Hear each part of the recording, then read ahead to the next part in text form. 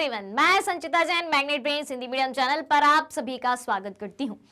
Magnet brains provide कराता है class 7 से लेकर क्लास 12 तक के सारे कोर्सेज। हम प्रोवाइड कराते हैं आपको क्वालिटी एजुकेशन, वो भी बिल्कुल फ्री। जी हाँ, तो आइए और जुड़िए मैग्नेट ब्रेन्स के साथ। आज के सेशन में मैं लेके आई हूं आप सभी के लिए क्लास 10 की सामाजिक विज्ञान में इतिहास का पहला चैप्टर। जी हाँ, जिसका नाम है यूरोप में राष्ट्रवाद का उदय। और ये चैप्टर आज हम पूरा खत्म कर लेंगे, यानी कि आज इस चैप्टर का आपको बताया जा रहा है पूरा कंप्लीट चैप्टर रिवीजन। जी हाँ, वन शॉट में आपको पूरा रिवीजन कराया जाएगा। और ये चैप्टर मैंने पहले भी पढ़ाया है, आपको कई सारे पार्ट्स में पढ़ाया है।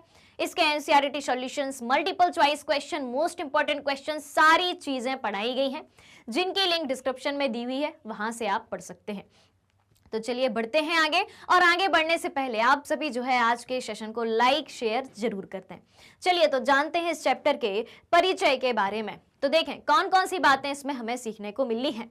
तो देखें भाई, परिचय की बात करें तो परिचय में सबसे पहली बात आती है फ्रांसीसी क्रांति और राष्ट्र के विचार की। जी हाँ, चैप्टर का नाम है यूरोप में राष्ट्रवाद का उदय, यानी कि सबसे पहले हम जानेंगे इसमें फ्रांसीसी क्रांति के बारे में और राष्ट्र के विचार के बारे में। यूरोप में राष्ट्रवाद का उदय होता है फ्रांसीसी क्रांति से।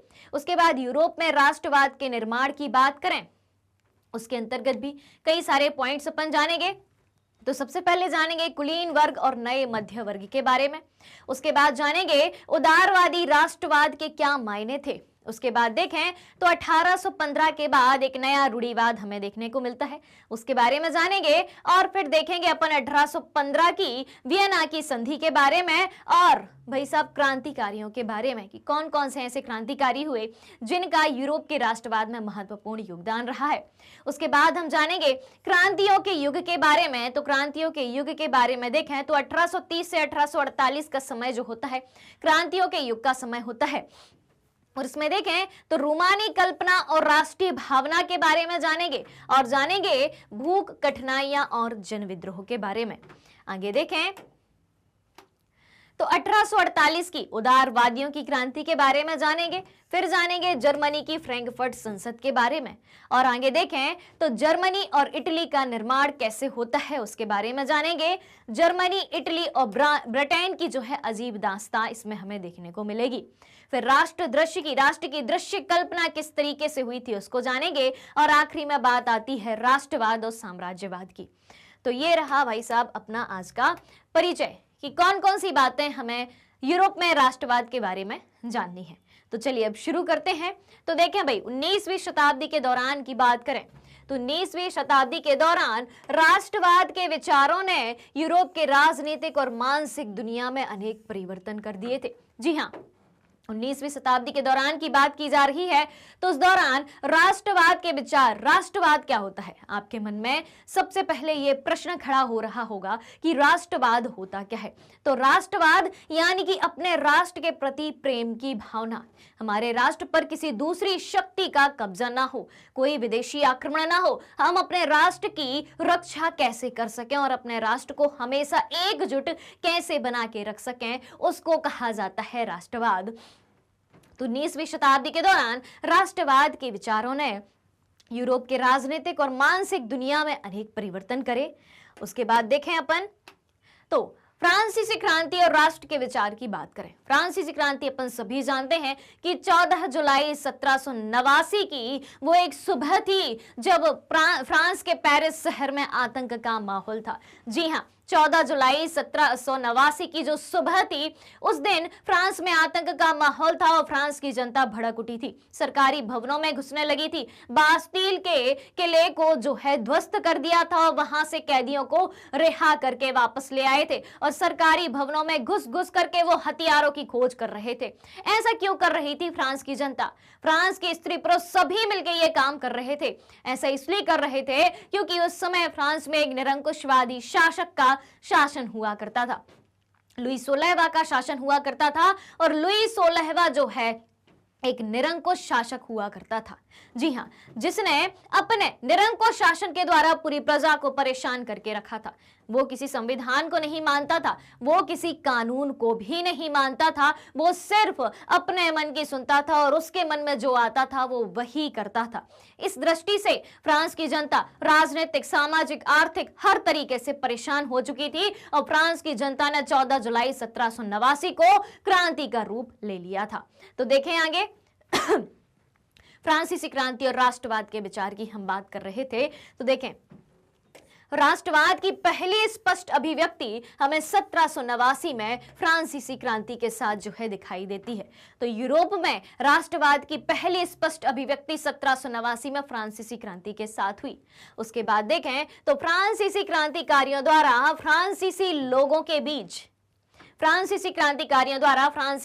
के बीच सामूहिक पहचान की भावना पैदा करने के लिए कदम उठाए गए थे। क्या बात कही गई है? फ्रांसीसी क्रांतिकारी जो हुआ करते थे, तो फ्रांसीसी क्रांतिकारियों द्वारा फ्रांसीसी लोगों के बीच सामूहिक पहचान की भावना पैदा करने के लिए कुछ कदम उठाए थे कि आप जो फ्रांस के लोग हैं, आपकी क्या पहचान है।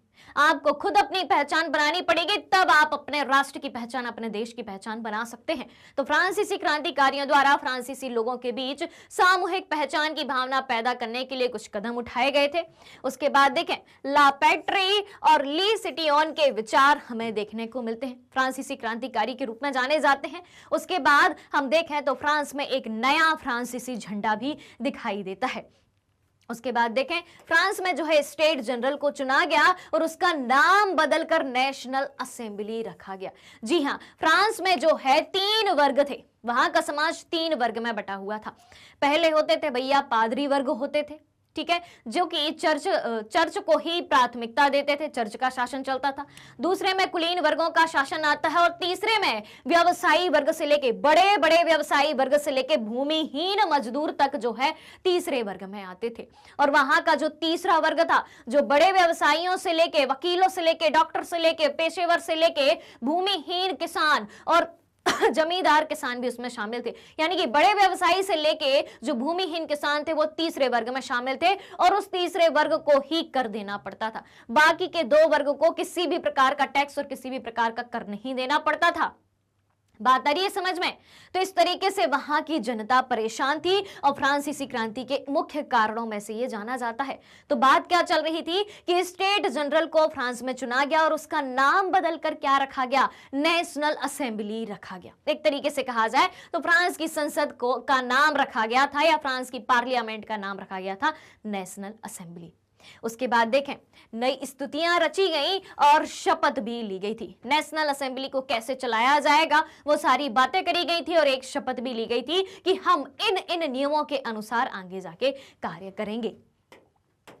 अब आगे देखें, केंद्रीकृत प्रशासनिक व्यवस्था प्रणाली अपनाई गई थी। जी हां, जब नेशनल असेंबली बनी, ठीक है, फ्रांसीसी क्रांति के पश्चात नेशनल असेंबली बनी तो एक केंद्रीकृत प्रशासनिक व्यवस्था वहां पे दिखाई देती है।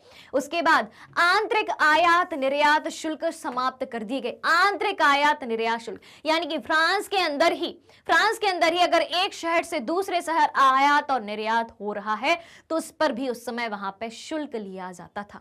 तो वहां पे फ्रांसीसी क्रांति के पश्चात आंतरिक आयात निर्यात शुल्क जो है समाप्त कर दिए गए थे।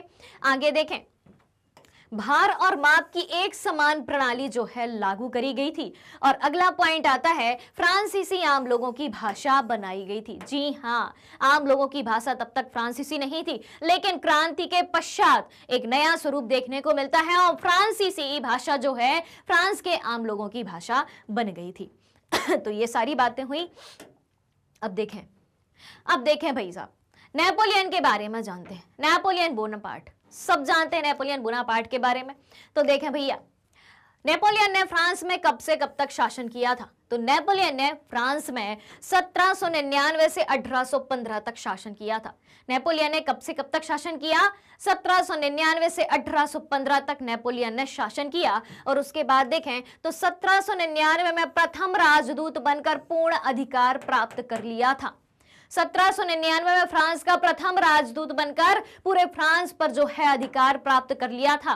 और देखें भाई, नेपोलियन संहिता या नागरिक संहिता के बारे में बात करें, सिविल कोड के बारे में बात करें या नेपोलियन कोड के बारे में बात करें, तो 1804 में भाई सब 1799 से 1815 तक शासन किया है नेपोलियन ने।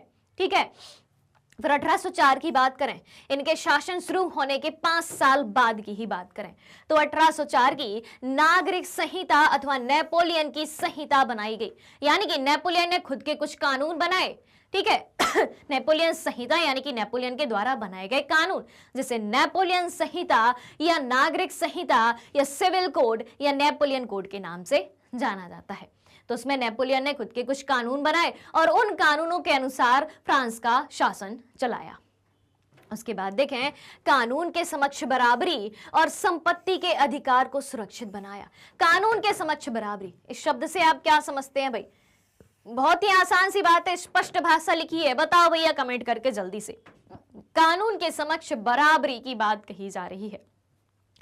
तो जो नेपोलियन कोड बना था, नेपोलियन संहिता बनी थी, जिसमें नेपोलियन द्वारा बनाए गए कानून सारे के सारे सम्मिलित थे, तो उसमें कानून के समक्ष बराबरी की बात कही गई थी। यानी कि कानून के सामने सभी व्यक्ति बराबर हैं। और फ्रांसीसी क्रांति के पहले क्या माहौल था फ्रांस में? फ्रांसीसी क्रांति के पहले समाज 3 वर्गों में बटा था। टैक्स सिर्फ तृतीय वर्ग देता था, पहले और दूसरे वर्ग के व्यक्ति टैक्स नहीं देते थे। और दूसरी बात यह भी थी कि बाकी के वर्ग के जो व्यक्ति थे उनको जन्मजात कुछ विशेषाधिकार प्राप्त थे। जी हाँ, जैसे कि सबसे बड़ा अधिकार जो प्राप्त था, उन्हें वोट देने का अधिकार प्राप्त था। बाकी जो फ्रांस की जनता थी, ठीक है, उनको वोट देने का अधिकार प्राप्त नहीं था। और उच्च वर्गों में भी वोट देने का अधिकार सिर्फ पुरुषों को प्राप्त था। यानी कि उच्च वर्ग के पुरुषों को ही सिर्फ और सिर्फ वोट देने का अधिकार था। बाकी भले ही उच्च वर्ग की महिला हो, लेकिन उसको नहीं था। ठीक है, बच्चों को नहीं था। उच्च वर्ग के, सिर्फ उच्च वर्ग के पुरुषों को ही वोट देने का, मतदान देने का अधिकार था। यानी कि स्पष्ट शब्दों में कहा जाए तो फ्रांस में फ्रांसीसी क्रांति से पूर्व किसी भी तरीके का सार्वभौमिक वयस्क मताधिकार नहीं पाया जाता था। और सार्वभौमिक वयस्क मताधिकार किसे कहा जाता है? कि प्रत्येक नागरिक जो 18 वर्ष या 18 वर्ष से अधिक आयु का है, उसे वोट देने का अधिकार है। चाहे वो स्त्री हो, चाहे पुरुष हो, कोई भी जेंडर हो, चाहे वो उच्च वर्ग का हो, चाहे निम्न वर्ग का हो, किसी भी धर्म का हो, किसी भी जाति का हो, सबको समान रूप से मत देने का, वोट डालने का अधिकार है। लेकिन फ्रांस में उस समय जो है इस तरीके के अधिकार नहीं थे। महिलाओं को पुरुषों के बराबर वेतन नहीं दिया जाता था। महिलाएं काफी पिछड़ी हुई थी। क्यों? स्वयं में पिछड़ी हुई नहीं थी, वहां के शासन ने उनको पिछड़ा हुआ बना के रखा था। ऐसा नहीं है कि महिलाओं में कोई कमी थी या योग्यता नहीं थी, वो भी पुरुषों के बराबर काम करती थी, घर का काम भी करती थी, बाहर कमाई का भी काम करती थी, लेकिन उसके बावजूद भी उन्हें पुरुषों के बराबर वेतन नहीं दिया जाता था। यानी कि विभिन्न वर्गों के बीच स्पष्ट रूप से हमें फ्रांसीसी क्रांति से पूर्व फ्रांस में असमानता दिखाई देती है। जबकि अब जब नेपोलियन आया तो नेपोलियन ने 1804 में नागरिक संहिता निकाली, अपनी नेपोलियन कोड निकाला और उसमें बात कही कि कानून के समक्ष सभी व्यक्ति बराबर होंगे। और संपत्ति के अधिकार को भी जो है नेपोलियन ने सुरक्षित बनाया। उसके बाद देखें, प्रशासनिक विभाजन की बात करें तो नेपोलियन ने जो है प्रशासनिक विभाजन को भी सरल बनाया। और उसके बाद देखें तो नेपोलियन ने सामंती व्यवस्था को समाप्त किया। जी हाँ, उस समय जो फ्रांस में सामंती व्यवस्था पाई जा रही थी उसको भी समाप्त किया। तो इस तरीके से 1799 से लेकर 1815 तक नेपोलियन ने शासन किया और विभिन्न प्रकार के अच्छे कार्य किए। उसके बाद देखें, अगला कार्य देखें तो किसानों को भू दासत्व और जागीरदारी शुल्कों से मुक्ति दिलाई। किसने दिलाई? नेपोलियन ने किसानों को भू दासत्व, यानी कि किसान अब जमीन के दास बनके नहीं रहेंगे, जमींदारों के दास बनके नहीं रहेंगे, उससे मुक्ति दिलाई। और जागीरदारी शुल्कों से भी किसानों को मुक्ति दिलाई। उसके बाद देखें, यातायात और संचार प्रणालियों में नेपोलियन ने सुधार किया। जो वहां की ट्रांसपोर्टेशन और कम्युनिकेशन की जो भी सिस्टम थे, जो भी प्रणालियां थी यातायात और संचार की, उसमें नेपोलियन ने सुधार किया। उसके बाद देखें, नेपोलियन ने राजनीतिक स्वतंत्रता छीन ली। नेपोलियन ने राजनीतिक स्वतंत्रता छीन ली, करों में वृद्धि करी। सेंसरशिप लगाई और लोगों को फ्रांसीसी सेना में शामिल होने के लिए मजबूर किया। नेपोलियन ने क्या क्या किया भैया, वहां के लोगों से राजनीतिक स्वतंत्रता छीन ली, करों में वृद्धि की, टैक्स बढ़ा दिए, सेंसरशिप लगाई और लोगों को फ्रांसीसी सेना में नेपोलियन ने शामिल होने के लिए मजबूर कर लिया। अब देखें आगे। सामूहिक पहचान या समान संस्कृति नहीं होने के कारण कोई भी राष्ट्र राज्य यूरोप में नहीं थे। यूरोप में राष्ट्रवाद के निर्माण की अब हम बात करें तो देखें कि सामूहिक पहचान या समान संस्कृति नहीं होने के कारण कोई भी राष्ट्र राज्य जो है यूरोप में नहीं थे। जी हाँ, यूरोप में जितने भी लोग रहते थे सभी की सामूहिक पहचान नहीं थी। ठीक है, सामूहिक पहचान नहीं थी, समान संस्कृति नहीं थी, लोग बिखरे हुए थे। ठीक है, कुछ लोग कहीं रह रहे हैं, कुछ लोग कहीं रह रहे हैं, यानी कि एक क्षेत्र में ही विविधता भरी हुई है, डाइवर्सिटी है, अलग अलग संस्कृति, अलग अलग धर्म को मानने वाले लोग एक जगह पर रह रहे हैं। तो यानी कि कहीं भी एक सामूहिक पहचान वहां पे नहीं दिखती थी कि कोई भी व्यक्ति कह दे कि मैं इस समूह से बिलोंग करता हूं, ऐसा कुछ नहीं था।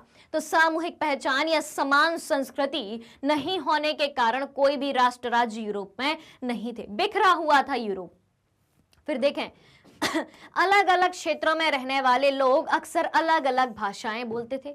अलग अलग क्षेत्र में रहने वाले लोगों की भाषा अलग अलग थी, विविधता दिखाई देती है।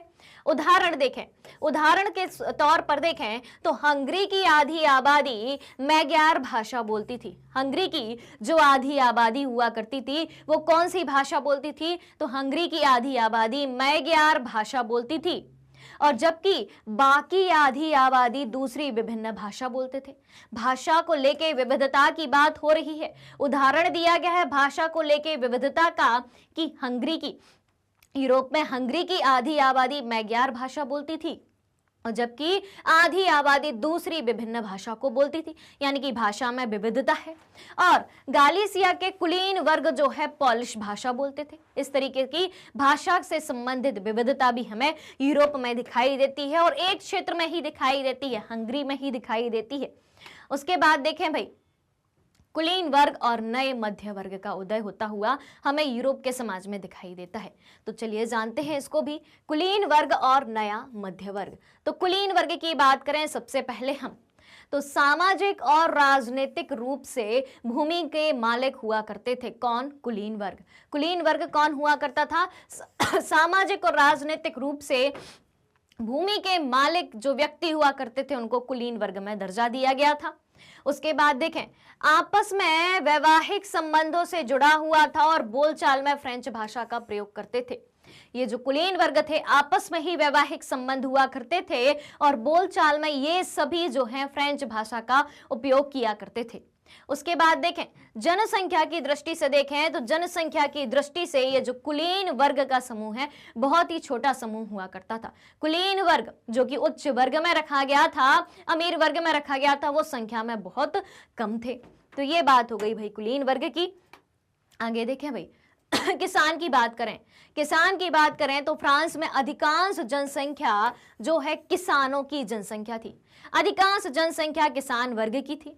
उसके बाद मध्य वर्ग की बात करें, कुलीन वर्ग की बात कर ली, किसान वर्ग की बात कर ली। कुलीन वर्ग जनसंख्या में बहुत कम है, ठीक है, लेकिन बोलबाला उन्हीं का है। किसान जो है, अधिकांश जनसंख्या किसान है, अधिकतर जनसंख्या फ्रांस में किसान है उस समय। और अब हम बात करें मध्य वर्ग की, तो कस्बों के विकास और वाणिज्यिक वर्गों के उदय के साथ ही नए सामाजिक वर्ग का उदय हुआ जिसे मध्य वर्ग के नाम से जाना जाता है। क्या बात कही गई है? कस्बों के विकास और वाणिज्यिक वर्गों के उदय के साथ ही एक नए सामाजिक वर्ग का उदय होता है जिसे मध्य वर्ग के नाम से जाना जाता है, यानी कि व्यवसायी वर्ग हुआ करता था। उसके बाद देखें इसमें और कौन कौन थे? शिक्षित और उदारवादी मध्य वर्गों के बीच ही राष्ट्रीयता के विचारों को लोकप्रियता मिली। जी हाँ, राष्ट्रवाद के विचार को लोकप्रियता कहां से मिली भैया? इसको समझने की कोशिश करना। राष्ट्रवाद का विचार फ्रांस में सबसे पहले किसके मन में आया? कहां से चिंगारी फूटती है राष्ट्रवाद की?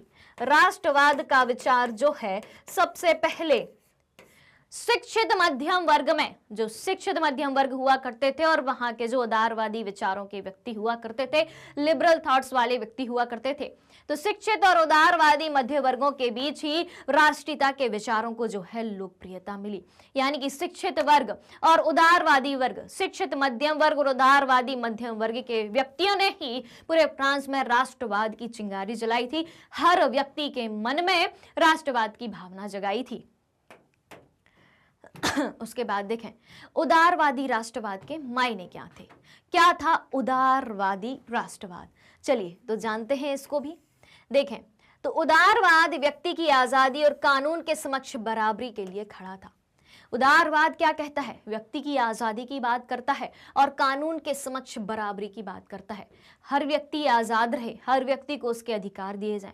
आजाद होने से क्या मतलब होता है कि हर व्यक्ति खुद में स्वतंत्र हो, हर व्यक्ति को उसके कुछ मौलिक अधिकार दिए जाएं जिसके द्वारा वो आजादी के साथ, स्वतंत्रता के साथ अपना जीवन यापन कर सके। तो उदारवाद क्या बात करता है? उदारवाद व्यक्ति की आजादी की बात करता है और कानून के समक्ष बराबरी की बात करता है कि कानून के समक्ष सभी व्यक्ति समान हैं, चाहे वो किसी भी जेंडर के हों, स्त्री हो या पुरुष हो, बच्चे हों या बूढ़े हों, किसी भी जाति के हों, किसी भी धर्म के हों, कि कोई भी भाषा बोलते हों, ठीक है, किसी भी वर्ग के हों, उच्च वर्ग के हों, मध्यम वर्ग के हों, अमीर हो गरीब हो, कानून के समक्ष बराबरी सबको होनी चाहिए। यानी कि उदारवाद दो बातें करता है मुख्य रूप से, व्यक्ति की आजादी की बात करता है और बात करता है कानून के समक्ष बराबरी की। उसके बाद देखें तो निरंकुश शासक और पादरी वर्ग विशेषाधिकारों की समाप्ति दिखाई देती है।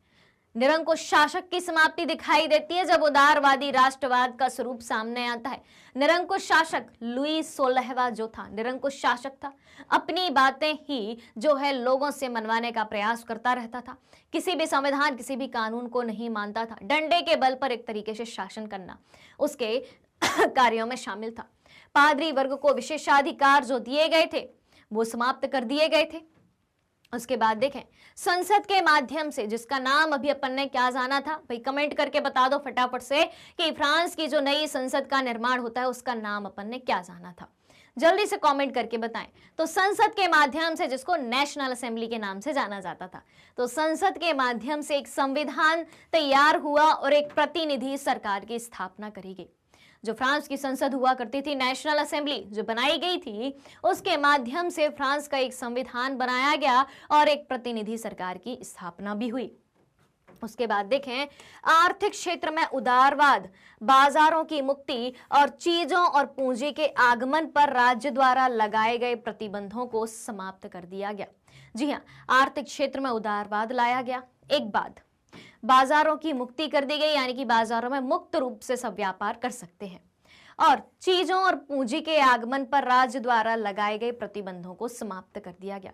जो दूसरी जगह से कुछ चीजें मंगाई जाती थी, उसके आगमन पर और पूंजी के आगमन पर अगर कुछ प्रतिबंध पहले लगाए गए थे तो उन प्रतिबंधों को समाप्त करने के पक्ष में था राष्ट्रवादी उदारवादी राष्ट्रवाद। तो अपन ने जाना कि उदारवादी राष्ट्रवाद की जो बात उठती है फ्रांस में, तो उसके मायने क्या थे, उदारवादी राष्ट्रवाद चाहता क्या था, उदारवादी राष्ट्रवाद का मतलब क्या था। तो काफी सारे पॉजिटिव इंपैक्ट जो है हमें उदारवादी राष्ट्रवाद के देखने को मिलते हैं।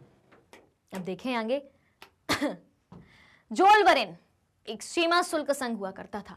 तो जोल्वरेन ने टैरिफ बाधाओं को समाप्त कर दिया और मुद्राओं की संख्या को 2 तक कम कर दिया और गतिशीलता को प्रोत्साहित करने के लिए रेल के नेटवर्क को जो है फ्रांस में बढ़ा दिया, ताकि जल्दी जल्दी एक जगह से दूसरी जगह लोग और वस्तुओं का आदान प्रदान होता रहे, यात्राएं होती रहें।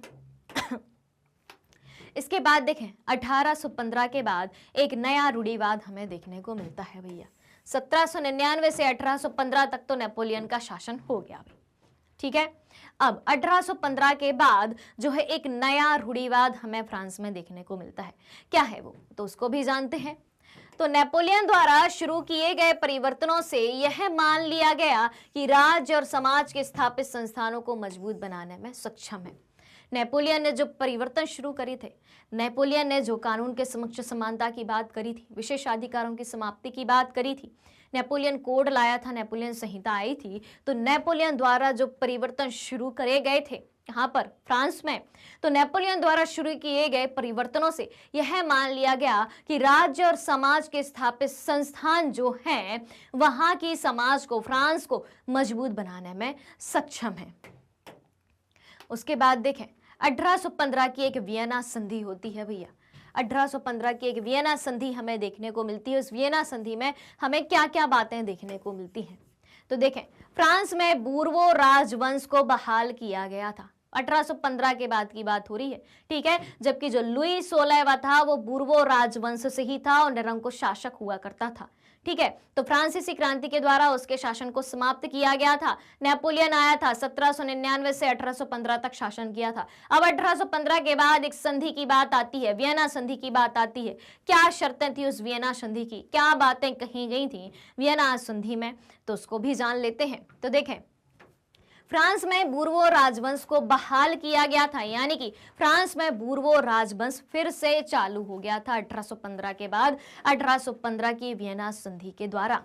फिर देखें फ्रांस की सीमाओं पर कई राज्य कायम कर दिए गए ताकि भविष्य में फ्रांस विस्तार ना कर पाए।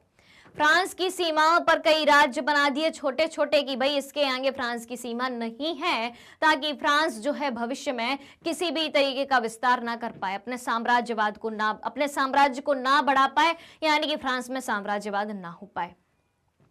जर्मन परिसंघ को बरकरार रखा गया और इसका मुख्य उद्देश्य नेपोलियन द्वारा बर्खास्त किए गए राजतंत्रों को बहाल करना है। नेपोलियन ने 1799 से 1815 के दौरान नेपोलियन ने फ्रांस में जिन जिन राजवंशों को समाप्त किया था, राजतंत्र को समाप्त किया था, तो वियना संधि का सबसे प्रमुख उद्देश्य यही हुआ करता था कि नेपोलियन ने जो जो राजतंत्र बर्खास्त करे हैं, समाप्त करे, उनको बहाल किया जाए। बहाल किया जाना यानी कि पुनः शुरू किया जाना, बहाल किया जाना यानी कि पुनः शुरू करना। बहाल का मतलब होता है पुनः शुरू करना। तो भैया सबसे पहले तो यही बात कर दी थी कि फ्रांस में बूर्बो राजवंश को जो है इन्होंने बहाल कर दिया था, यानी कि फ्रांस में बूर्बो राजवंश जो है फिर से शुरू हो गया था। ये बात हो गई। अब देखें आगे क्रांतिकारियों की बात करें, फ्रांस में क्रांतिकारियों के उदय की बात करें तो देखें भाई वियना कांग्रेस के बाद स्थापित किए गए राजतंत्रीय रूपों का विरोध करना और स्वतंत्रता की लड़ाई के लिए प्रतिबद्धता क्रांतिकारियों द्वारा किया गया एक काम था। भाई क्या हुआ था 1815 में जैसे ही नेपोलियन गया और फ्रांस में पुनः वैसी ही स्थिति उत्पन्न हो गई, क्योंकि जो राजवंश हुआ करते थे उनको बहाल किया गया, बूर्बो राजवंश को बहाल किया गया, ठीक है। तो वियना कांग्रेस के बाद जो राजतंत्र स्थापित करे गए थे उनके रूपों का विरोध करना कि वो जिस तरीके से शासन करते थे, शासन का स्वरूप परिवर्तित होना चाहिए, ठीक है। तो इन क्रांतिकारियों का मुख्य उद्देश्य क्या था, जिनकी यूरोप के राष्ट्रवाद में महत्वपूर्ण भूमिका हमें नजर आती है। तो वियना कांग्रेस के बाद जितने भी स्थापित किए गए राजतंत्र थे उनके स्वरूपों का विरोध करना क्रांतिकारियों का उद्देश्य था और स्वतंत्रता की लड़ाई के लिए फ्रांस की जनता को प्रतिबद्ध करना इनका उद्देश्य था। तो ये बात हो गई भाई क्रांतिकारी की। उसमें पहले क्रांतिकारी के बारे में अपन जाने जिसेपी मेसनी या फिर जिसे हम मेजनी के नाम से भी जानते हैं। जी हाँ, जिसेपी मेसनी या जिसे हम मेजनी के नाम से भी जानते हैं। क्या रोल था भाई इनका, कौन थे ये जिसेपी मेसनी या जिसे मेजनी कहा जाता है।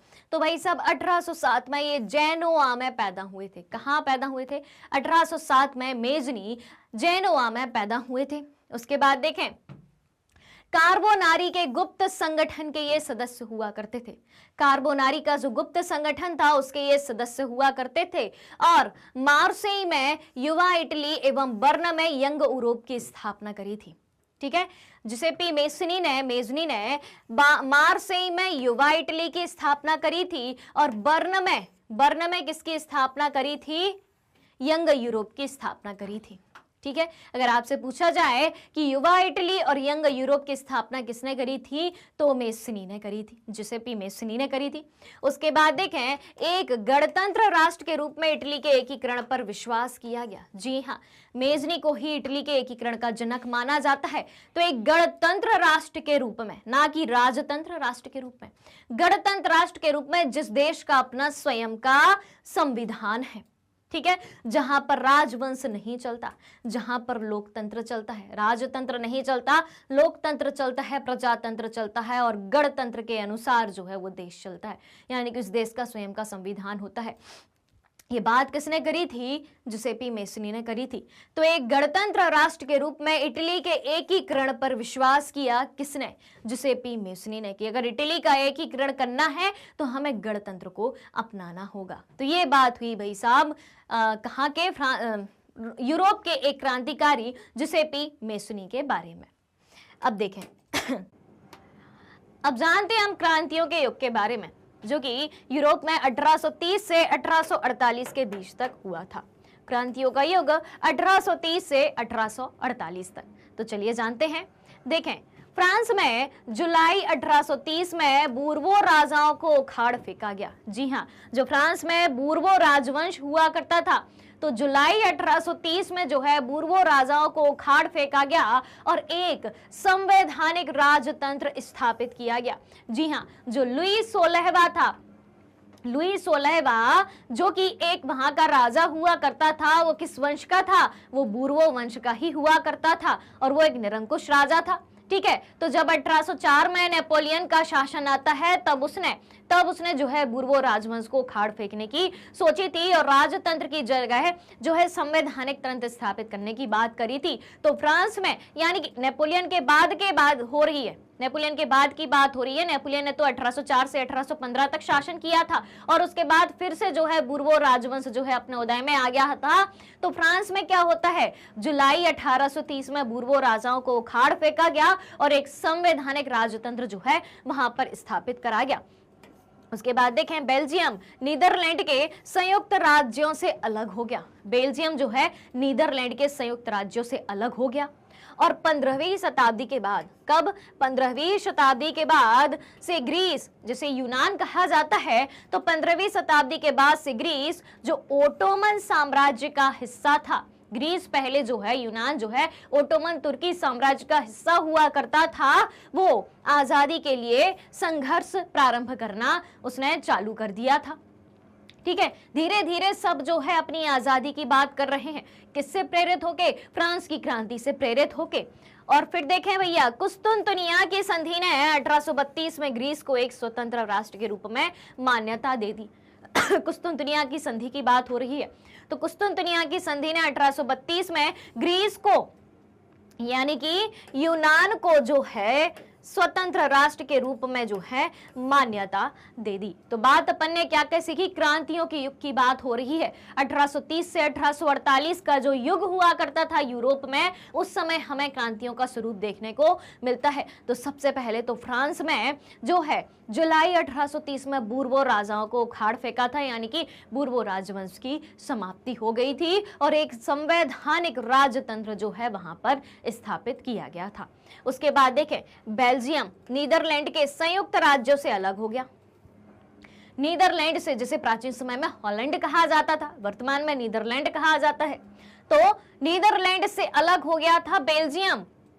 और उसके बाद 15वीं शताब्दी के बाद से ग्रीस जो ओटोमन साम्राज्य का हिस्सा था, उसने आजादी के लिए संघर्ष आरंभ कर दिया था। ग्रीस ने कब से संघर्ष आरंभ किया था? 15वीं शताब्दी से। और स्वतंत्र कब हो पाया था? स्वतंत्र हो पाया भैया 1832 में। देखें कितना लंबा संघर्ष था ग्रीस का। तो कुस्तुनतुनिया की संधि के द्वारा, अगर आपसे पूछा जाए कि किस संधि के द्वारा ग्रीस को स्वतंत्र राष्ट्र के रूप में मान्यता मिली थी, तो उसका आंसर है भैया कुस्तुनतुनिया की संधि। और कब का ये वक्त था? 1832 का ये वक्त था। तो कुस्तुनतुनिया की संधि ने 1832 में ग्रीस को एक स्वतंत्र राष्ट्र के रूप में जो है मान्यता दे दी। अब देखें भैया, क्रांतियों के युग में आगे बढ़ते हैं और जाने रूमानी कल्पना और राष्ट्रीय भावना के बारे में। किसके बारे में? रूमानी कल्पना और राष्ट्रीय भावना के बारे में। क्या है भाई साहब ये रूमानी कल्पना और राष्ट्रीय भावना? तो देखें, एक सांस्कृतिक आंदोलन जिसने राष्ट्रवादी भावना के एक विशेष रूप को विकसित किया था। एक सांस्कृतिक आंदोलन जिसने राष्ट्रवादी भावना के विशेष रूप को विकसित किया था और जिसमें तर्क वितर्क और विज्ञान के महिमा मंडन की आलोचना करी गई थी। सांस्कृतिक आंदोलन था जिसमें तर्क वितर्क की बात नहीं थी, विज्ञान की बात नहीं थी, बात थी संस्कृति की, बात थी कल्चर की। तो ऐसा एक सांस्कृतिक आंदोलन हमें राष्ट्रवाद के लिए देखने को मिलता है, जिस सांस्कृतिक आंदोलन ने राष्ट्रवादी भावना को लोगों के बीच जगाया, तो जिसमें तर्क वितर्क और विज्ञान के महिमा मंडल की कोई जगह नहीं थी। तर्क वितर्क की और विज्ञान की आलोचना थी, और उसकी जगह किन चीजों को प्राथमिकता दी गई थी?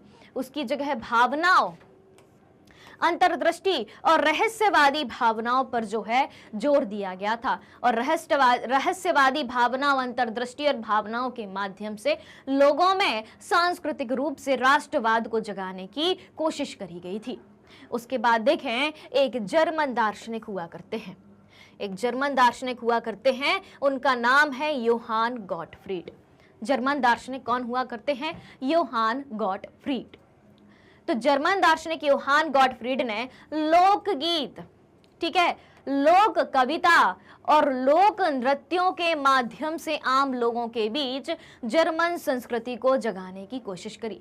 जर्मन दार्शनिक योहान गॉटफ्रीड होते हैं। तो योहान गॉटफ्रीड ने क्या किया? जर्मन दार्शनिक योहान गॉटफ्रीड ने लोक गीतों के माध्यम से, लोक कविताओं के माध्यम से और लोक नृत्यों के माध्यम से आम लोगों के बीच जर्मन संस्कृति को जगाने की कोशिश करी। अब आप पूछेंगे कि लोक गीत, लोक कविता या लोक नृत्य क्या होते हैं?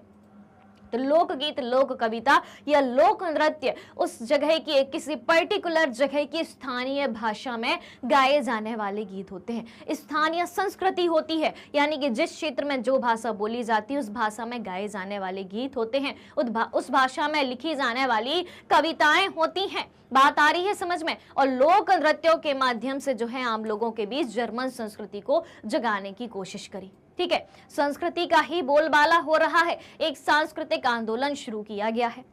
उसके बाद देखें आगे भूख, कठिनाइयां और जनविद्रोह। बात आती है भूख, कठिनाइयां और जनविद्रोह की। तो देखें भाई, इसको समझने की कोशिश करिएगा। तो अधिकांश देशों में उपलब्ध रोजगार की तुलना में नौकरियां ढूंढने वाले अधिक थे। ठीक है, भूख, कठिनाइयां और जन विद्रोह की बात हो रही है। तो दुनिया के अधिकांश देशों में क्या देखने को मिलता है?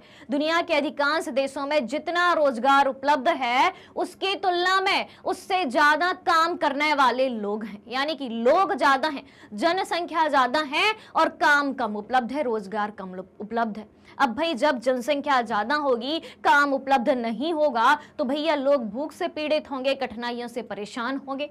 ठीक है, और जन विद्रोह भी करेंगे, यानी कि लोग विद्रोह का स्वरूप ले लेंगे, विद्रोह करने लगेंगे।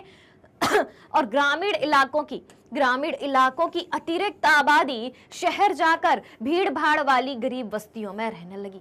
अब ग्रामीण इलाकों की जो अतिरिक्त आबादी थी, यानी कि ग्रामों में जिन्हें रोजगार के अवसर नहीं मिल रहे थे, पैसा कमाने को नहीं मिल रहा था, उनकी रोजी रोटी पर संकट आ गया था, उन लोगों ने क्या सोचा? शहरों की तरफ जाने को सोचा। और शहरों में बहुत भीड़ भाड़ हुआ करती थी, क्योंकि हर एक गांव से लोग शहरों में रोजगार की तलाश में आते थे। तो ग्रामीण इलाकों की जो अतिरिक्त आबादी थी वो शहर की भीड़ भाड़ वाली गरीब बस्तियों में जो है जाके रहने लगी।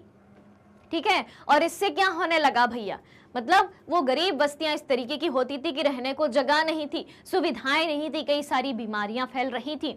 और खाद्य पदार्थ की कीमत, भाई भूख, कठिनाइयां और जन विद्रोह की बात हो रही है, क्योंकि लोगों को रोजगार नहीं मिल रहा है। ठीक है, और रोजगार क्यों नहीं मिल रहा है? क्योंकि जनसंख्या वृद्धि हो रही है। तो देखें, खाद्य पदार्थ की कीमत बढ़ने या फसल के खराब होने के कारण, खाद्य पदार्थ की कीमत बढ़ने या फसल के खराब होने के कारण शहरों और गांवों में व्यापक गरीबी फैल जाती थी। खाद्य पदार्थ की कीमत बढ़ जाती थी फसल के खराब होने के कारण। ठीक है, शहरों और गांवों में व्यापक गरीबी फैल जाती थी। अब जब फसल ही खराब हो जाएगी तो खाद्य पदार्थों की कीमत तो बढ़ेगी ही, यानी कि फसल खराब हो गई, अब उस फसल की यानी कि खाद्य पदार्थों की आपूर्ति नहीं हो पाएगी, बहुत ही कम मात्रा में हो पाएगी, यानी कि डिमांड ज्यादा है, सप्लाई कम है, तो कीमतें बढ़ेंगी ही। और इसके कारण शहरों और गांवों में व्यापक गरीबी उस दौरान फैल जाती थी। ये बात हुई अपनी। उसके बाद देखें वर्ष 1848 की बात करें तो वर्ष 1848 में पेरिस के लोग सड़क पर उतर आए। भूख, कठिनाइयां और जन विद्रोह की बात हो रही है। लोगों को रोजगार नहीं मिल रहा है, फसलें खराब हो गई हैं, गांवों की भीड़ शहरों की गरीब बस्तियों में जाके रहने को मजबूर है, तो भाई जन विद्रोह तो होगा ही। ठीक है, तो वर्ष 1848 में जो है पेरिस के लोग सड़क पर उतर आए और लुई फिलिप को भगाने पर मजबूर किया गया कि भाई जो वहां का शासक है उसको इधर से भगाओ। अंततः नेशनल असेंबली ने पेरिस को एक गणराज्य जो है घोषित कर दिया। वर्ष 1845 में सिलेसिया में बुनकरों ने ठेकेदारों के खिलाफ विद्रोह कर दिया। 1845 में क्या देखने को मिलता है, सिलेसिया नाम की जगह है वहां पे पेरिस में एक, तो वहां के बुनकरों ने ठेकेदारों के खिलाफ भी विद्रोह कर दिया क्योंकि वहां के बुनकर भी परेशान थे। बुनकर किसे कहा जाता है, जो हाथ से कपड़ों को बुनते हैं, हस्त निर्मित कपड़ों का निर्माण करते हैं। ठीक है, तो उन्होंने भी विद्रोह कर दिया। तो ये बात हुई उस दौर की भूख, कठिनाइयां और विद्रोह की, जन विद्रोह की बात हुई। अब देखें 1848 की बात करते हैं। 1848 में उदारवादियों की क्रांति की बात करते हैं भैया। देखें भैया, ये नेशनल असेंबली है फ्रांस की।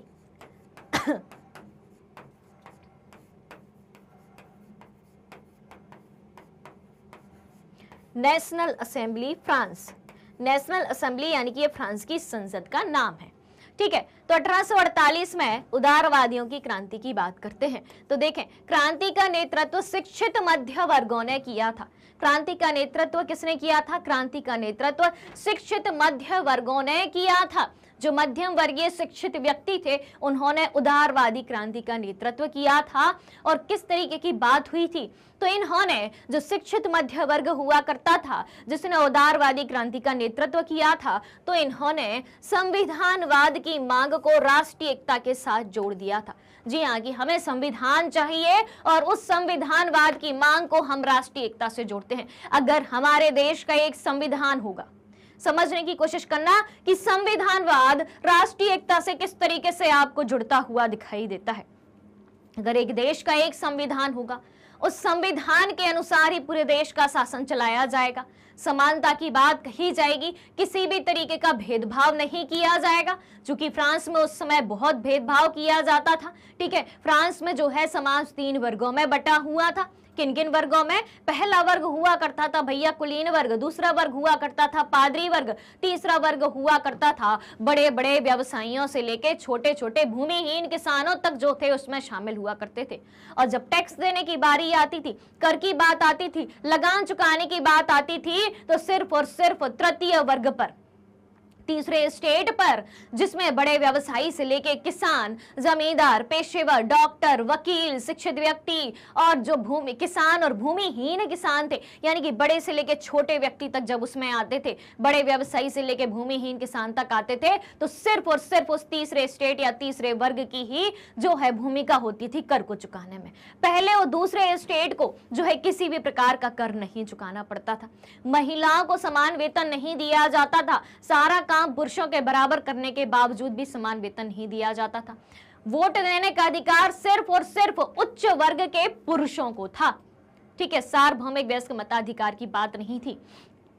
तो जो शिक्षित मध्यम वर्ग थे, जो उदारवादी थे, उन्होंने क्रांति करी और संविधानवाद को राष्ट्रीय एकता से जोड़ा। तो संविधानवाद राष्ट्रीय एकता से कैसे जुड़ते हैं कि सभी के लिए समान अधिकार होंगे, तो भाई सभी व्यक्ति जो है एकता के साथ रहेंगे। अगर समान अधिकार नहीं है, भेदभाव की नीति है पूरे देश में, तो एकता कहां दिखेगी? एक देश के लोगों में जब भेदभाव है तो एक देश के लोगों में एकता कहां से दिखेगी? तो संविधानवाद की मांग को राष्ट्रीय एकता के साथ जो है जोड़ दिया। इसके बाद देखें भाई, फ्रैंकफर्ट संसद की बात करें। जी हाँ, फ्रैंकफर्ट संसद, जर्मनी की बात हो रही है अब यहाँ पे। ठीक है, किसकी बात हो रही है? जर्मनी की बात हो रही है। फ्रैंकफर्ट संसद, जर्मनी की बात हो रही है। तो 18 मई 1848 को, कब? 18 मई 1848 को राजनीतिक संगठन के 831 निर्वाचित सदस्यों ने, क्या बात हो रही है? 18 मई 1848 को राजनीतिक संगठन के 831 निर्वाचित सदस्यों ने फ्रैंकफर्ट संसद की बैठक सेंट पॉल के चर्च में आयोजित की। ठीक है, क्या बात सीखी अपन ने? 18 मई 1848 की तारीख थी और उस तारीख को राजनीतिक संगठन के 831 निर्वाचित सदस्यों ने फ्रैंकफर्ट संसद की बैठक सेंट पॉल चर्च में आयोजित करी और जर्मन राष्ट्र के लिए एक संविधान का मसौदा तैयार किया। अब आप बोलेंगे कि ये मसौदा क्या होता है? तो मसौदा का मतलब होता है भैया एक ड्राफ्ट या एक प्रारूप। संविधान का मसौदा यानी कि संविधान का प्रारूप, यानी कि हमारा संविधान को जिस तरीके का होना चाहिए। ठीक है, ये बातें संविधान में होनी चाहिए। तो फ्रैंकफर्ट संसद की बात हो रही है, यानी कि जर्मनी में संसद बनाने की बात हो रही है। ठीक है, और यह प्रशिया यानी कि प्रशा, तो यह प्रशिया के राजा द्वारा अस्वीकार किया गया था। ये जो मसौदा तैयार किया था संविधान का, वो प्रशिया के राजा ने अस्वीकार कर लिया और वही संसद का सामाजिक आधार कमजोर हो गया। ठीक है, क्योंकि श्रमिकों, मजदूरों और महिलाओं को कोई अधिकार नहीं दिया गया था, क्योंकि जो ये मसौदा तैयार किया था संविधान का, उसमें ना तो श्रमिकों को कोई अधिकार थे, ना मजदूरों के कोई अधिकार थे, ना महिलाओं के कोई अधिकार थे। इसलिए प्रशिया के राजा ने उस संविधान को अस्वीकार कर लिया था, क्योंकि ऐसा संविधान जिसका सामाजिक आधार कमजोर हो, जिसमें श्रमिकों को, मजदूरों को, महिलाओं को कोई अधिकार ना हो, तो ऐसा संविधान किस काम का? इसमें सामाजिक समानता कहां दिखाई देती है? उसके बाद देखें, इन्होंने निरंकुश राजतंत्रों में कुछ बदलाव लाने के लिए मजबूर किया गया, जैसे कि भूदासत्व और बंधुआ श्रम को समाप्त कर दिया गया। निरंकुश राजतंत्रों में जो बुराइयां थी उनको समाप्त करने की बात कही गई, तो भूदासत्व और बंधुआ श्रम को समाप्त किया गया। तो भूदासत्व यानी कि जो जमींदारों के दास हुआ करते थे, जमीनों पर दास के रूप में काम किया करते थे, उसको समाप्त किया। और बंधुआ मजदूर यानी कि वो मजदूर जो कई पीढ़ियों से, बंधुआ मजदूर किसे कहा जाता है? जो अपनी कई पीढ़ियों से लगातार एक ही व्यक्ति के यहाँ वंशानुगत रूप से मजदूरी करते आ रहे हो। ठीक है, और वो दूसरा काम ना कर सकते हो, यानी कि एक ही जगह वो बंधे हुए हों, उनको नाम दिया गया है बंधुआ मजदूर का। ठीक है, तो भूदासत्व और बंधुआ मजदूर को समाप्त कर दिया गया और हंगरी को अधिक स्वायत्तता दी गई। यूरोप का ही एक राष्ट्र हुआ करता है हंगरी, तो हंगरी को अधिक अधिकार दिए गए। ये बात होती है। फिर देखें भैया, अब जर्मनी और इटली के निर्माण की अपन बात करते हैं। तो सबसे पहले अपन बात करते हैं जर्मनी की बात करते हैं, तो समझने की कोशिश करिएगा। जर्मनी की बात करते हैं तो प्रशा की सेना और नौकरशाही की मदद से ऑटो वैन बिस्मार्क ने, जी हाँ भैया, इनका नाम याद रखना है, किसी का नाम याद रखो या ना रखो, खुद का नाम भले भूल जाओ, लेकिन ऑटो वैन बिस्मार्क का नाम परीक्षा में आपको याद ही रखना है। तो प्रशा की सेना और नौकरशाही की मदद से, प्रशा की सेना और नौकरशाही यानी कि अधिकारी तंत्र की मदद से, एडमिनिस्ट्रेटिव सिस्टम की मदद से ऑटो वन बिस्मार्क ने क्या किया? ऑटो वन बिस्मार्क कौन था? सबसे पहले तो ये जान लो। तो ऑटो वन बिस्मार्क जो है जर्मनी का चांसलर हुआ करता था। तो प्रशा की सेना और नौकरशाही की मदद से ऑटो वन बिस्मार्क ने राष्ट्रीय एकीकरण के लिए आंदोलन का नेतृत्व किया। इसीलिए बिस्मार्क को, ऑटो वन बिस्मार्क को जर्मनी के एकीकरण का जन्मदाता माना जाता है। और 7 वर्षों के दौरान, आगे समझना, कनेक्ट करना, 7 वर्षों के दौरान 3 युद्धों में, 7 वर्षों के दौरान 3 युद्धों में प्रशिया की जीत हुई और एकीकरण की प्रक्रिया जो है पूरी हुई। और प्रशा के कैसर विलियम प्रथम ने नए जर्मन साम्राज्य का जो है नेतृत्व किया। प्रशा के सम्राट उस समय कैसर विलियम प्रथम हुआ करते थे, उन्होंने नए जर्मन साम्राज्य का जो है नेतृत्व किया। अब समझते हैं अपन मानचित्र के माध्यम से जर्मनी के एकीकरण को। ठीक है, ध्यान से सुनिएगा, ध्यान से समझिएगा।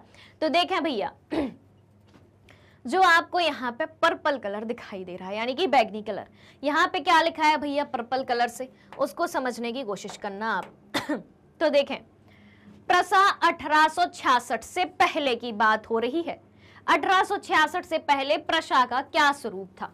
ठीक है, तो देखें भैया, प्रशा, जितना पर्पल कलर दिख रहा है, प्रशा का राज्य जो है 1866 में उतनी जगह पर था जो आपको पर्पल कलर दिख रहा है।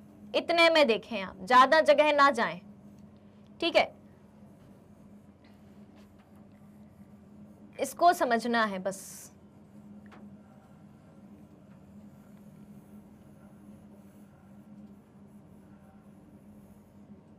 ठीक है, इतना भाग जो है ये है 1866 के पहले प्रशा।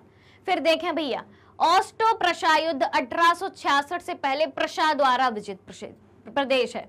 ठीक है, तो ऑस्ट्रो प्रशा युद्ध हुआ 1866 में, तो 1866 से पहले प्रशा द्वारा विजित प्रदेश की बात करें, जो कि आपको दिख रहा होगा हल्के पीले कलर से, बिल्कुल हल्के पीले कलर से जो आपको क्षेत्र दिख रहा है, ये वाला क्षेत्र देखने की कोशिश करिएगा, ये वाला। ठीक है, ये जो क्षेत्र यहाँ पे दिखाया जा रहा है आपको, ये जो क्षेत्र है, ऑस्ट्रो प्रशा की बात हो रही है। जो ऑस्ट्रो प्रशा युद्ध हुआ था और प्रशा ने ये क्षेत्र जो है जीता था। ठीक है, इस क्षेत्र की बात हो रही है।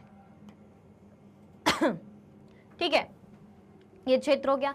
अब देखें भैया, अब अपन देखें जर्मन महासंघ की स्थापना हेतु प्रशा में शामिल क्षेत्र, जो आपको डार्क मतलब इससे थोड़े से ग्रीन कलर से दिख रहा है, एकदम लाइट ग्रीन कलर भी अपन इसको कह सकते हैं। तो देखें भैया, ये क्षेत्र जो है, अब इसको देखने की कोशिश करिएगा, ये जो क्षेत्र आपको दिखाई दे रहा है, ठीक है, ये जो क्षेत्र आपको दिखाई दे रहा है, ये सब पहले अलग अलग भूभाग हैं। ठीक है, धीरे धीरे जो है जर्मनी में शामिल हो रहे हैं। तो ये क्षेत्र जो है क्या है, जर्मन महासंघ की स्थापना हेतु प्रशा में शामिल किया गया था।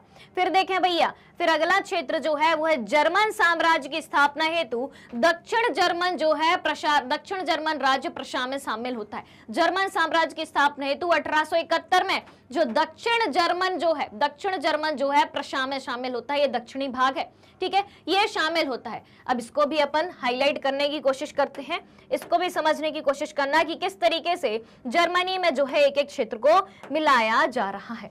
ये वाले क्षेत्र की बात कर रहे हैं अपन, इस कलर पे आप ध्यान देना। ये दक्षिण जर्मन का जो प्रदेश है वो प्रशा में जो शामिल किया जा रहा है, कब, 1871 में जो है ये क्षेत्र शामिल किया जा रहा है। ठीक है, फिर उसके बाद एक और अपना बचता है फ्रांस प्रशा युद्ध में प्रशा द्वारा विजित प्रदेश। ठीक है, जो एकदम लाइट पर्पल से थोड़ा सा क्षेत्र आपको दिख रहा है, वो युद्ध होता है फ्रांस और प्रशा के बीच में। फ्रांस और प्रशा के बीच में वो युद्ध होता है, उसमें आप देखने की कोशिश करना।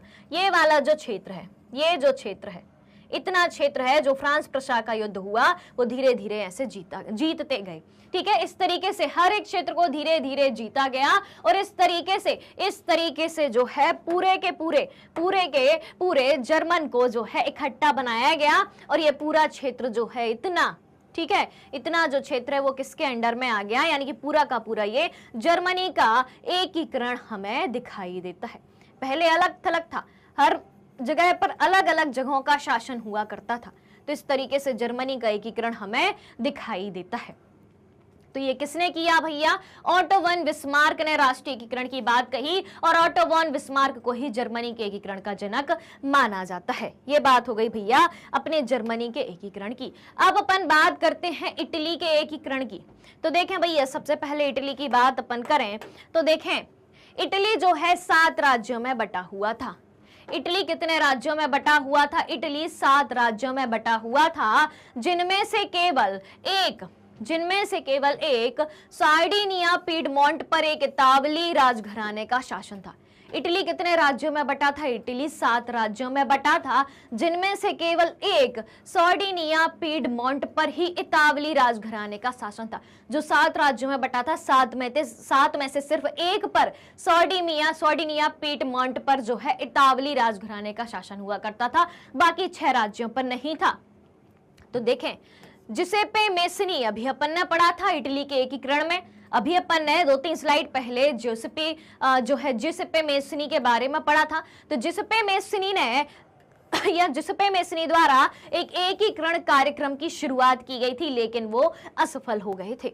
फिर देखें भाई, मंत्री प्रमुख हुआ करते थे मंत्री प्रमुख कैवोर ने ग्यूसेप गैरीबोल्डी की मदद से, जिसेपे मेसनी ने तो कार्यक्रम शुरू किया था इटली के एकीकरण का, लेकिन वो असफल हो गया था। फिर मंत्री प्रमुख कैवोर हुआ करते थे, उन्हें ग्यूसेप गैरीबोल्डी, दूसरा नाम आता है अब इटली के एकीकरण में, ठीक है, एक और नए सामाजिक विचारक के रूप में। तो मंत्री प्रमुख कैवोर ने ग्यूसेप गैरीबॉल्डी की मदद से आंदोलन का नेतृत्व किया। और 1861 में, कब? 1861 में विक्टर एमानुएल द्वितीय को, ठीक है, विक्टर एमानुएल द्वितीय को एकीकृत इटली का राजा जो है घोषित किया गया। तो इस तरीके से इटली के एकीकरण का जनक जो है प्रमुख रूप से गैरीबॉल्डी को जाना जाता है। मेज़नी ने इसकी शुरुआत करी थी। ठीक है, बात हो गई क्लियर। अब देखें भैया, ब्रिटेन की अजीब दास्तां के बारे में अपन जानते हैं। ब्रिटेन की अजीब दास्तां हमें किस तरीके से सुनने को मिलती है, तो सुनिएगा। 1688 में, कब? 1688 की बात हो रही है। 1688 में संसद के माध्यम से एक राष्ट्र राज्य का निर्माण हुआ। 1688 में संसद के माध्यम से एक राष्ट्र राज्य का निर्माण हुआ, जिसका केंद्र कहां था? जिसका केंद्र था भैया इंग्लैंड में था। और अंग्रेजी संसद ने राजशाही से ताकत छीन ली। अंग्रेजी संसद ने क्या किया? अंग्रेजी संसद ने राजशाही से ताकत छीन ली और यूनियन अधिनियम 1707, कब? यूनियन अधिनियम 1707 के परिणाम स्वरूप यूनाइटेड किंगडम ऑफ ब्रिटेन का गठन हुआ। यूनाइटेड किंगडम ऑफ ब्रिटेन का गठन कैसे हुआ? कब हुआ? यूनियन अधिनियम 1707 के परिणाम स्वरूप हुआ। और फिर देखें, असफल क्रांति के बाद 1801 में, कब? असफल क्रांति के बाद 1801 में आयरलैंड को बलपूर्वक यूनाइटेड किंगडम में शामिल कर लिया गया। ठीक है, अब आयरलैंड को किसमें शामिल किया गया है? यूके में शामिल किया गया है। यूके का फुल फॉर्म क्या होता है भैया? United kingdom. आयरलैंड को जो है बलपूर्वक शामिल किया गया है। ठीक है, और नया ब्रितानी राष्ट्र का निर्माण किया गया और एक प्रमुख एंग्लो संस्कृति का जो है प्रचार प्रसार किया गया। बात हो रही है क्लियर? अब देखें आगे। अब देखें भैया, इटली के एकीकरण के पूर्व इटली के राज्य, एकीकरण की बात जो हो रही थी, तो एकीकरण के पूर्व इटली के राज्य किस तरीके से थे और एकीकरण के बाद किस तरीके से थे। ये जो आपको पूरा जो नीला कलर दिख रहा है, इसमें एकीकरण के बाद का इटली है, यानी कि पूरा का पूरा इटली दिखाया गया है। और एकीकरण के पूर्व इटली के राज्य जो कि अपन ने देखा था, इटली 7 राज्यों में विभाजित था और सिर्फ सार्डिनिया पिएडमोंट पर ही ताबली राजा का शासन हुआ करता था, यानी कि 7 में से सिर्फ एक पर इटली का शासन हुआ करता था। ये यहाँ पे आपको दिख रहा होगा। तो देखें भैया, एकीकरण के पूर्व इटली के राज्यों की बात करें, 1858 की बात करें, तो यहाँ पे देखें आप, दोनों सिसिलियों का राजतंत्र है यहाँ पे। फिर देखें, ये पेपल राज्य, ये टस्कनी, मोडेना, परमा, लंबार्डी से वही सार्डिनिया है। ठीक है, बात हो गई क्लियर। अब देखें भैया, अब देखने की कोशिश करना, समझने की कोशिश करना।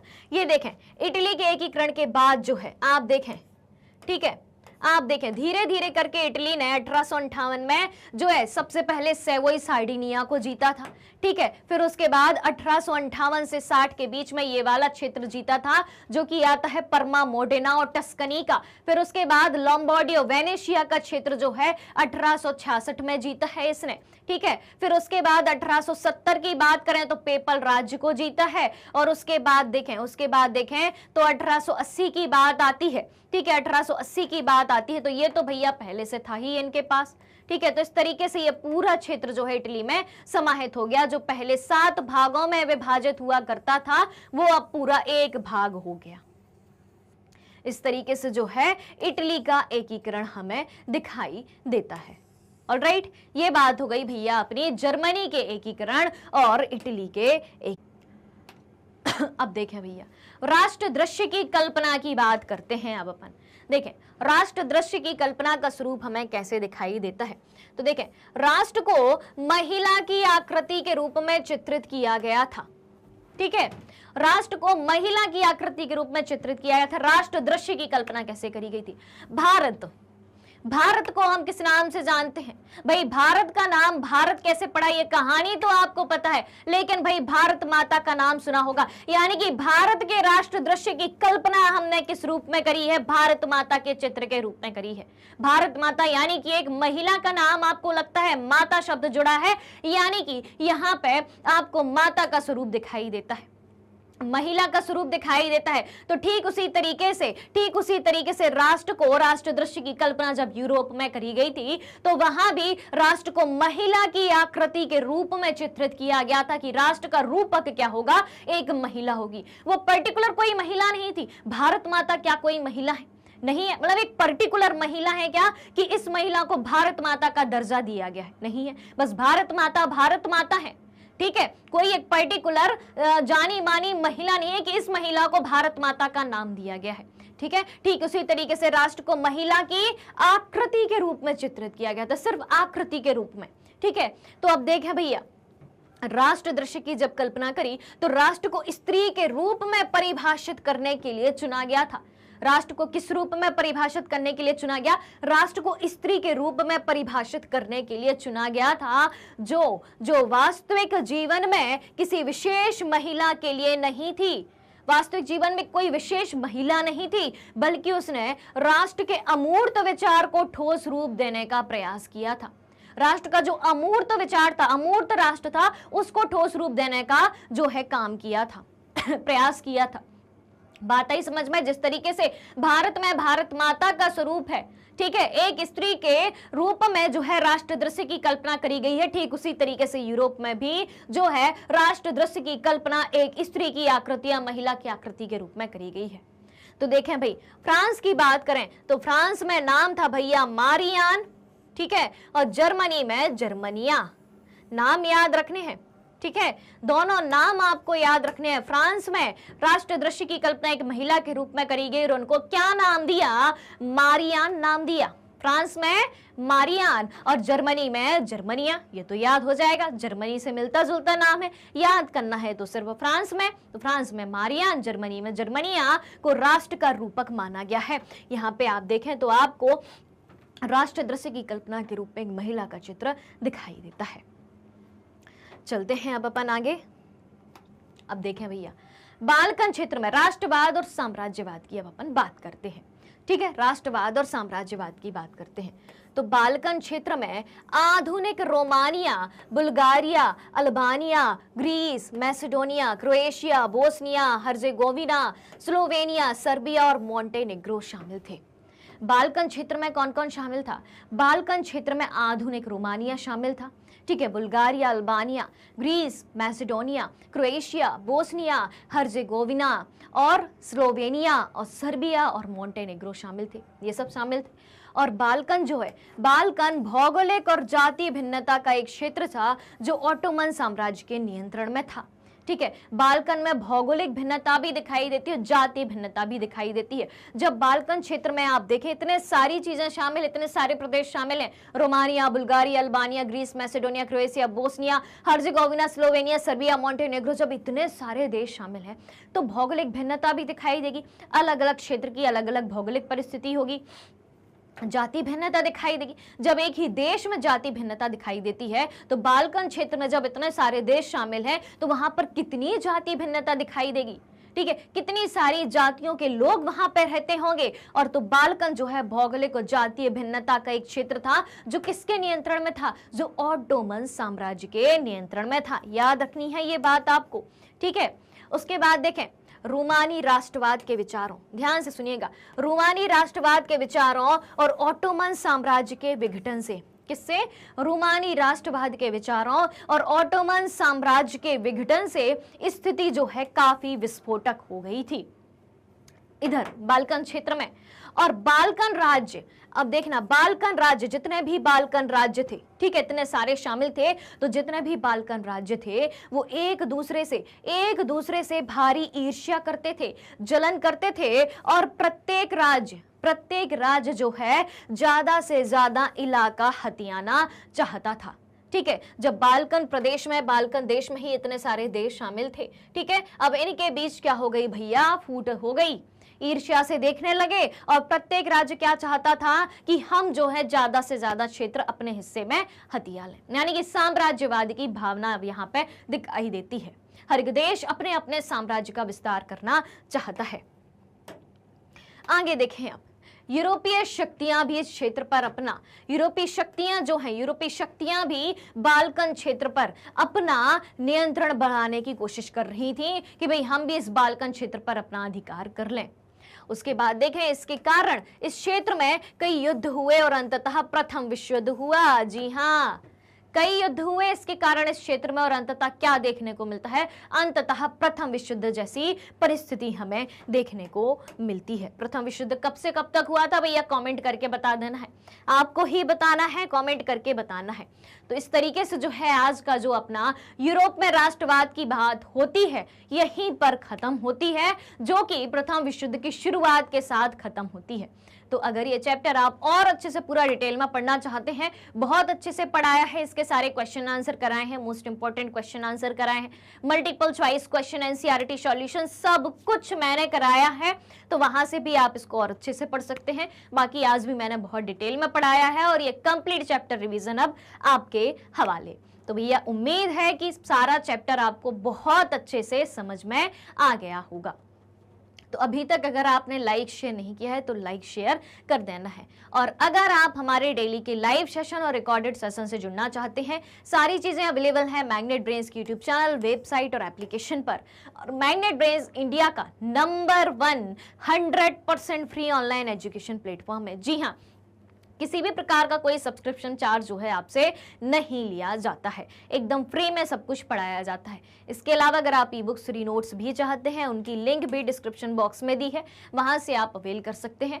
इसके अलावा हम आपके लिए कुछ टॉप कोर्सेज भी प्रोवाइड कराते हैं, जैसे CBSE English medium, CBSE Hindi medium.